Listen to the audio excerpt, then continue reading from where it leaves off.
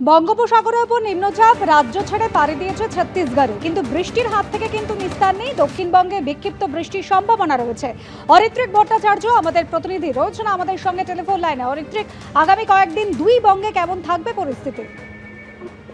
দেখো, বৃষ্টির পরিমাণ দক্ষিণবঙ্গে আগামী কয়েকদিনে কমবে, উত্তরবঙ্গে বাড়বে। যে নিম্নচাপ তৈরি হয়েছিল সেই নিম্নচাপ আপাতত ছত্তিশগড় দিয়ে চলে যাওয়ায় দক্ষিণবঙ্গে সরাসরি এর প্রভাব নেই।